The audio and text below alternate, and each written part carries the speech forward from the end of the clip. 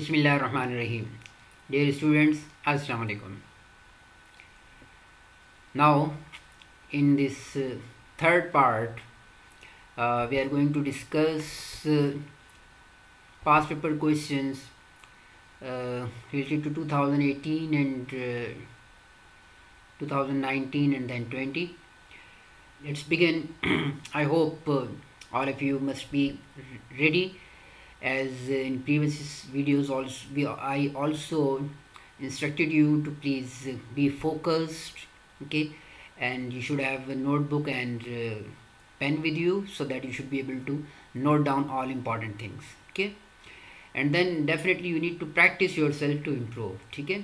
So all these things instructions को follow करेंगे तो definitely ये वीडियो देखने का फ़ायदा होगा, ठीक है।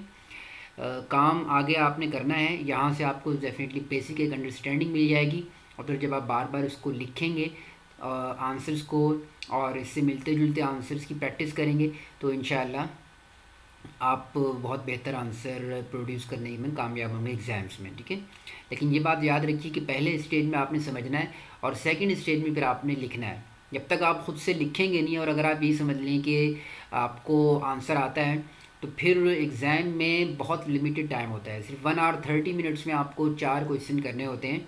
और अगर आपने पहले से लिखने की प्रैक्टिस नहीं की हुई हो तो दिमाग में माइंड में बहुत कुछ होता है, तो समटाइम्स आप उसको बेहतर तरीके से पेपर को मैनेज नहीं कर पाते, ठीक है।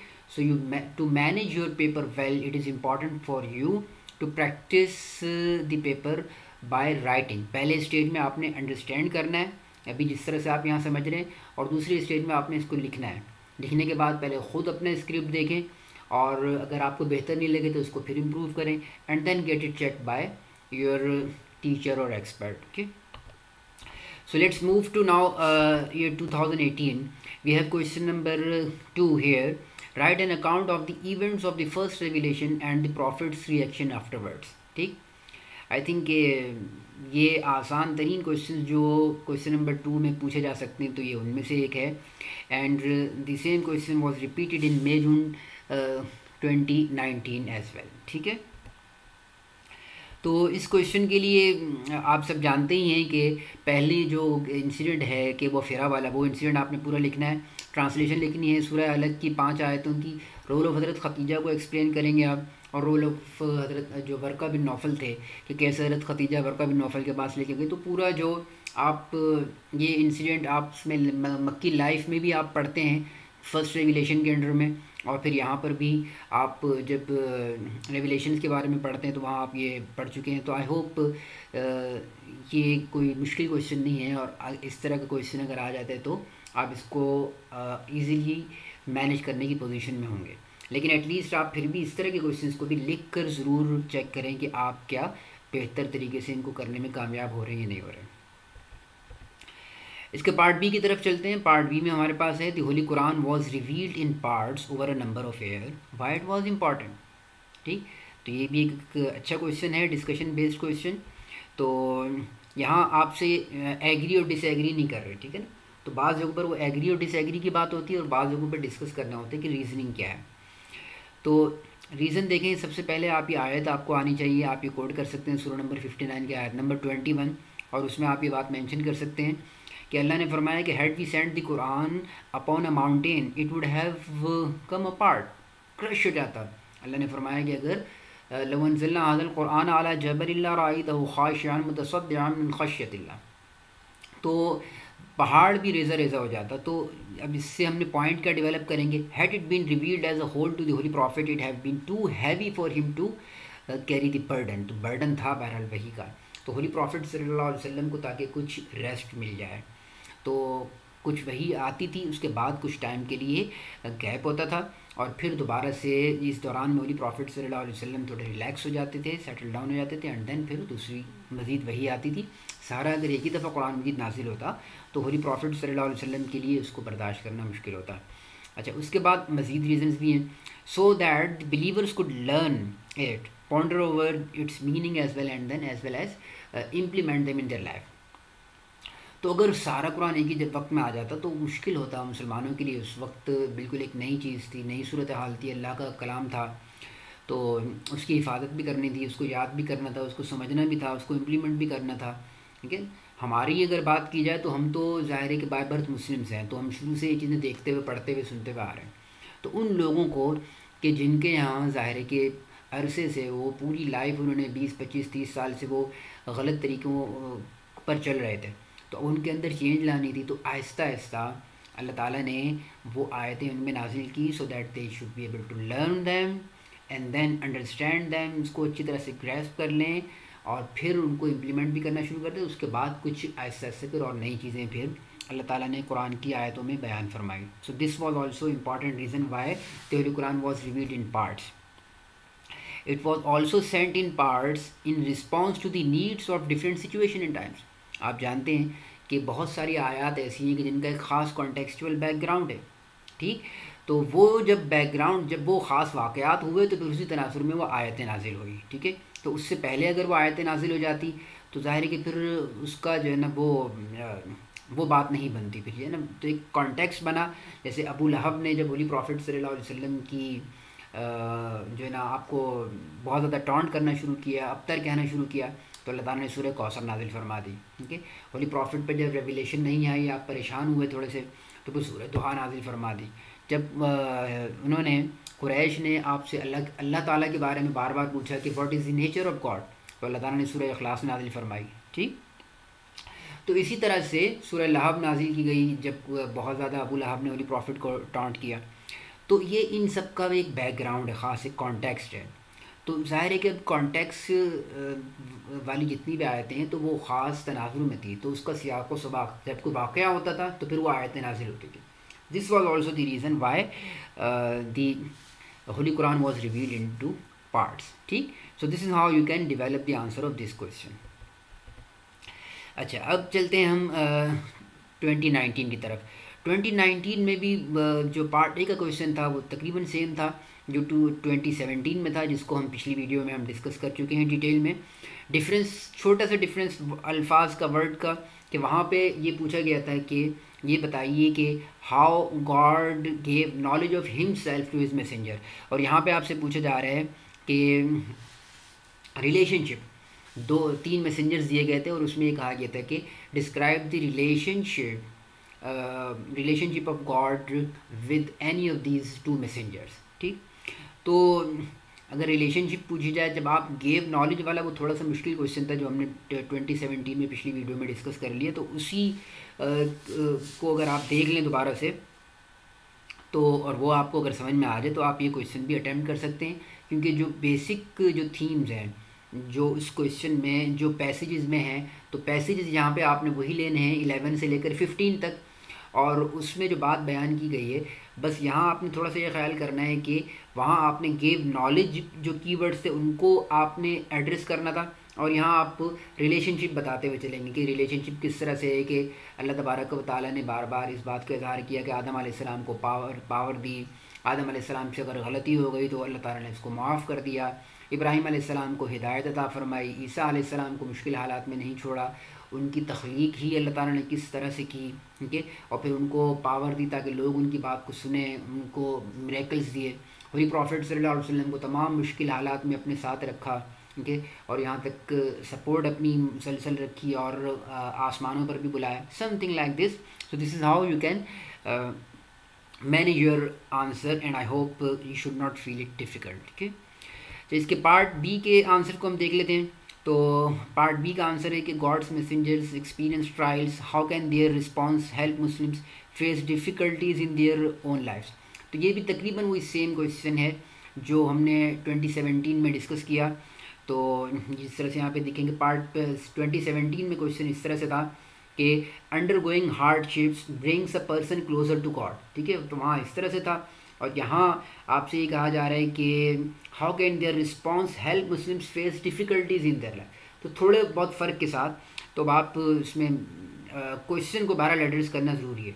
समटाइम आप ये समझते हैं कि वो क्वेश्चन वही है, लेकिन थोड़े बहुत फ़र्क के साथ भी अगर है तो आंसर वही होगा, लेकिन क्वेश्चन को एड्रेस आपने ज़रूर करना है। अगर आप नहीं करेंगे और किसी और क्वेश्चन में जो आंसर था वही आप लिख देंगे, तो मार्क्स बहरहाल मिल जाएंगे, लेकिन आप फुल मार्क्स अचीव नहीं कर पाएंगे। 10 में से आपको 7 मिल जाएंगे, 4 मार्क्स का तो 3 मिल जाएंगे। तो आप क्यों बिला वजह 1, 2 या 3 नंबर लूज़ करें। तो हाई मार्क्स अचीव करने के लिए ज़रूरी है कि क्वेश्चन को बार बार पढ़ें। समटाइम्स आधा क्वेश्चन पढ़ के स्टूडेंट समझते हैं कि तो वही क्वेश्चन है जो पास पेपर में मैं करके आया था, हालांकि वो थोड़ा बहुत उसमें डिफरेंस होता है। तो जो डिफरेंस होता है वो ज़रूर जहन में रखते हुए आपको क्वेश्चन को आगे करना चाहिए। So trials are to test the believers, so they need to be patient and steadfast. And going through hardship does not mean that they are far from Allah. ये बहुत इंपॉर्टेंट पॉइंट है कि मतलब कुछ लोग ये समझते हैं कि मतलब अल्लाह ताला उनसे नाराज़ है, या कुछ लोग दूसरे लोगों के बारे में ये तासुर रखते हैं। अगर कोई मुश्किल हालात में होता है तो उसको इस तरह से टॉन्ट भी करते हैं कि भाई नमाज़ पढ़ा करो, ज़कात दिया करो, तो मुश्किलात हल हो जाएंगी। So it's not like this. अल्लाह की तरफ से कई दफ़ा टेस्ट भी होता है, आजमाइश होती है, ट्रायल होता है, और जो अल्लाह के नेक बंदे होते हैं उनको ज़्यादा सख्त उनके ऊपर ट्रायल्स भी आते हैं।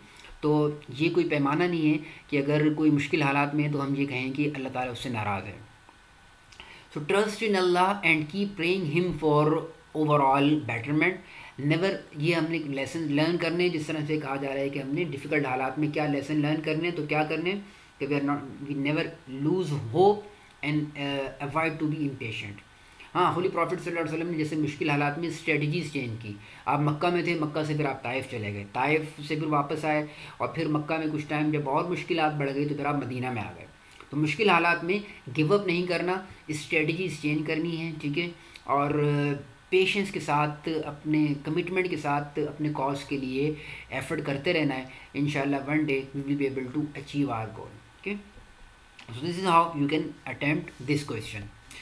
अच्छा, इसके बाद 2020 का, जिस तरह से मैंने आपसे कहा कि वो क्वेश्चन पहले ही मैं आपको बता चुका हूँ कि वो 2017 में जो क्वेश्चन था वही 2020 में पूरा रिपीट हुआ।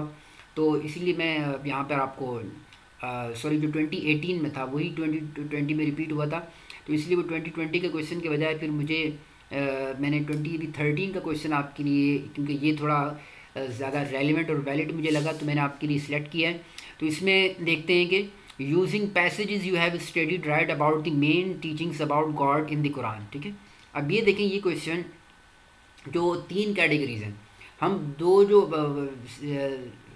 सेकंड लास्ट और लास्ट कैटेगरी के क्वेश्चन हम देख चुके हैं। So this question it basically it talks about first category. जो फर्स्ट 5 पैसेजेस हैं तो वो इस क्वेश्चन के लिए रेलिवेंट होंगे। आयतुल कुर्सी इसमें रेलिवेंट होगी।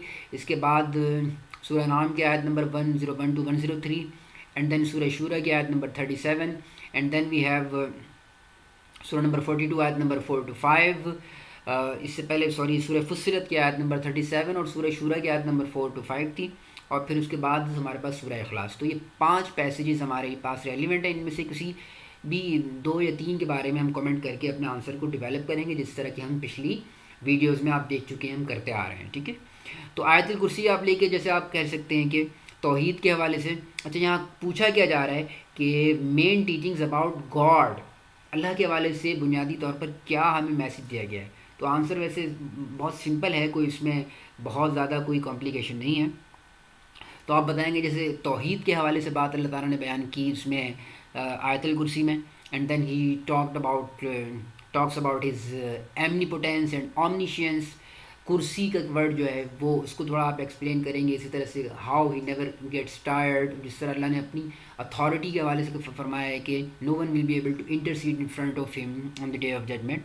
तो इन चीज़ों को आप हाईलाइट करते हुए बताएंगे। ये एक जनरल क्वेश्चन है, तो इसमें अगर आप मेजर थीम्स भी लिख देंगे तो फिर भी कोई मसला नहीं है, लेकिन बस बात ये है कि इस अंदाज में लिखें कि ये फील ना हो कि आप मेजर थीम लिख रहे हैं, आप क्वेश्चन को एड्रेस करते हुए लिखेंगे। ठीक है, चलिए हम आगे बढ़ते हैं। तो इसमें मज़ीद आप अपना सूरह नाम के हवाले से आप लिख सकते हैं कि बदी जो इसमें वर्ड है वो आप किस तरह से इसमें हाईलाइट किया गया है। तो ये बदी और इसके हवाले से जितनी भी एक्सप्लेनेशन है वो मैं पैसेजेस वाली वीडियो में एक्सप्लेन कर चुका हूँ, वहाँ पे भी आप देख सकते हैं। तो तौहीद with the negation of gods consort and then detail of God can not be comprehended. तो ये सारी की सारी चीज़ें जो सूरह नाम में हैं, तो उसकी आप कोटेशन लिखेंगे पहले थोड़ी सी, उसकी सूरह नाम का जो पैसेज है जो आपके इसका सिलेबस का हिस्सा है उसकी कोटेशन लिखेंगे, और कोटेशन लिखने के बाद फिर आप उसकी डिस्क्रिप्शन आगे कंटिन्यू करेंगे। सिमिलरली आप सूरह शूरा के हवाले से लिख सकते हैं कि God's power and authority, his might and his ah, the role of angels in acknowledging his glory, ठीक है ना, हिज अटमोस्ट मर्सी। तो ये सारी चीज़ें किसमें हैं, ये सारे मेजर थीम्स हैं बेसिकली किसके, ये सूरह शूरा के आयत नंबर 4 और 5 के। तो वहाँ से आप ये पैसेज ले सकते हैं and then you can briefly comment. So you need to first quote the आया, ठीक है ना, जिस तरह आप पीछे करते हुए आ रहे हैं, and then you need to describe them. तो ये 3 पैसेजेस आप लेकर इनको 3 मुख्तलिफ पैराग्राफ्स में आप इनको एक्सप्लेन करेंगे, पहले शुरू में इंट्रोडक्शन और आखिर में conclusion. So this is how you will be able to conclude your answer. Okay, I hope कि बात आपको समझ में आ गई होगी। और इसके बाद अब हम आगे बढ़ते हैं पार्ट बी की तरफ। पार्ट बी है इसका, discuss how might these teachings affect a Muslims life today. This is also very important कि अल्लाह ने जो अपनी अज़मत का इजहार किया है, अपनी तौहीद और यूनिटी और इन सारी चीज़ों को बताया है, तो मुसलमानों के लिए इसकी क्या अहमियत है। ठीक, तो आप यहाँ पर भी अगेन एक ये पॉइंट भी डेवलप कर सकते हैं कि many believers are busy in their lives and may find it difficult to strengthen their relationship with God. यानी बहुत से ऐसे हैं कि जिनका फेथ वीक है, उन्हें मतलब ये है कि कोई ख़ास फ़र्क नहीं पड़ता, क्योंकि अल्लाह की अवालियत एक तो ये कि वो कुरान मजीद पढ़ते ही नहीं हैं गौर से, अगर पढ़ते भी हैं तो वो अपने मामलात में इतने बिज़ी हैं कि इन आयत से मतलब इन आयत को पढ़ने से उनकी लाइफ में, उनके बिहेवियर में कोई ख़ास चेंज नहीं आता। ठीक, तो एक ये पॉइंट भी आप डेवलप कर सकते हैं। लेकिन फिर आप आगे ये बढ़ाएंगे कि बताएंगे कि those but how ever those believers who follow and who go through these teachings properly, so what they can learn, तो फिर वो कुछ चीज़ें लर्न करते हैं। तो जैसे आप ख़ास तौर पर कुछ पैसेजेस को पॉइंट आउट करते हुए आप बताते जाएंगे, तो इस तरह से आप अपनी अंडरस्टैंडिंग शो करेंगे। फॉर एग्जांपल आप बताएंगे कि 47, 41, 37 जो सूरह फुस्सिलत है, वो रिमाइंडर है for them, for the believers, that everything is controlled by him, so they do bow only him in front of him. उसमें ये मैसेज दिए गए कि सूरज, चाँद, दिन, रात, ये सारे के सारे अल्लाह ही की तरफ से हैं, अल्लाह ताला उनको चेंज कर रहा है। तो इससे क्या होता है कि मैसेज ये मिलता है कि जब सारी चीज़ें अल्लाह ही के अख्तियार में, तो हमारे अख्तियार में, हमारे पास जो अख्तियारात हैं वो बहुत ही लिमिटेड है। तो इससे फिर इंसान के दिल में क्या होता है कि हम्बलनेस आती है। ठीक है, तो इस तरह से आपके बिहेवियर में चेंज आता है और अल्लाह ताला के सामने हम सजदा रेज़ होते हुए हम फ़ख्र महसूस करते हैं। 255, what it teaches us, it reminds them that he is aware of their each and every activity. So this is how it develops this sense of accountability in the hearts of the Muslims and the believers, and they try their utmost to avoid every type of sin and try to adopt righteousness. 42:4-5 को ले लें तो वहाँ से भी आपको क्या पता चलता है, it gives them hope and guides them that he is most merciful, है ना। आखिरी जो इसका 42:4-5 का, और भी इसमें से आप ले सकते हैं, लेकिन मैंने आपको कुछ सैम्पल के तौर पर गाइड कर रहा हूँ कि आप इस तरह से अपने आंसर को डेवलप कर सकते हैं। तो इन दी एंड फिर आप कंक्लूड कर सकते हैं कुछ एक कोटेशन, इसमें कोटेशन नहीं देनी, लेकिन ये है कि आप चूँकि यहाँ पे 5 जो पैसेजेस थे, उनमें से कुछ पैसेजेस आपने डिस्कस किए, तो किसी पैसेज को, ख़ास पैसेज को मेंशन करते हुए जब आप बताएंगे तो इससे आपकी नॉलेज और अंडरस्टैंडिंग शो होगी और ज़्यादा चांसेस होंगे कि आप फुल मार्क्स अचीव कर सकें। सो ओवरऑल आप फिर आप इन दी एंड कंक्लूड करेंगे कि मेक देम, जो ये टीचिंग्स हैं सारी की सारी थे, make the believers humble, polite, responsible, strengthen their relationship with God, and they try their utmost to become righteous and live the life as true believer, and they try their utmost to follow the teachings of Allah Almighty and the beloved Prophet sallallahu alaihi wasallam. ठीक, so dear students, this is how we have alhamdulillah concluded past papers from 2015 to 2020 related to history and importance of Holy Quran. तो आप हमारे साथ रहिए और channel को अगर अभी तक आपने सब्सक्राइब नहीं किया है तो सब्सक्राइब कर लीजिए, ताकि अब नेक्स्ट जो हमारी वीडियोस होंगी वो life of the holy profit सल्लल्लाहु अलैहि वसल्लम के हवाले से होंगी, और उसमें हम अगेन 2015 से लेकर 2020 तक के पास्ट पेपर्स के क्वेश्चंस को एड्रेस करने की कोशिश करेंगे। बहुत शुक्रिया, अल्लाह हाफ़िज़।